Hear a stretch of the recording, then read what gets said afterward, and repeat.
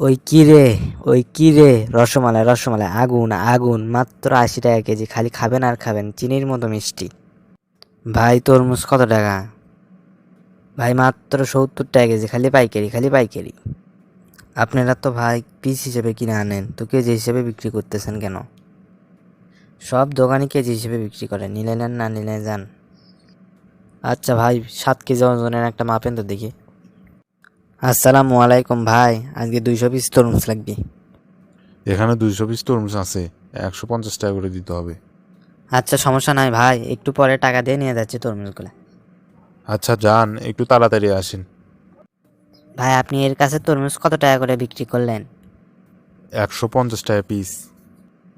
ভাই এই মানুষ তো কেজি হিসেবে তরমুজ বিক্রি করে, 60-70 টাকা কেজি বিক্রি করে তরমুজ। একটা তরমুজের দাম প্রায় 500-600 টাকা চলে আসে।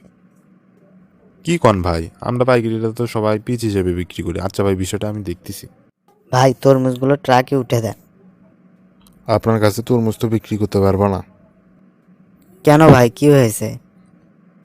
আমরা আপনাদেরকে পিস হিসেবে তরমুজ বিক্রি করি, আপনারা পিস হিসেবে বিক্রি না করে কেজি হিসেবে বিক্রি করেন। এতে করে তরমুজের দাম প্রায় 500-600 টাকা চলে আসে। এটা তো সাধারণ মানুষ খেতে পারে না ভাই। ভাই সবাই তো কেজি হিসাবে বিক্রি করে। যারা কেজি হিসেবে বিক্রি করে তাদের কাছে তরমুজই বিক্রি করো না ভাই। মানুষ সারাদিন রোজা রেখে শরীর ক্লান্ত হয়ে যায়, ক্লান্তি দূর করার জন্য একটু তরমুজ খায়। আপনারা যদি এরকম করে তরমুজের দাম বাড়ায় দেন তাহলে মানুষ খাবে কিভাবে ভাই? একটু বিবেক বিবেচনা দিয়ে বলেন। জি ভাই, এখন থেকে পিস হিসেবে বিক্রি করব। অন্যান্য দেশে রমজান আসলে জিনিসপাতির দাম অর্ধেক করে, আর বাংলাদেশে কিছু অসৎ ব্যবসায়ীরা রমজানকে কেন্দ্র করে দাম দ্বিগুণ করে।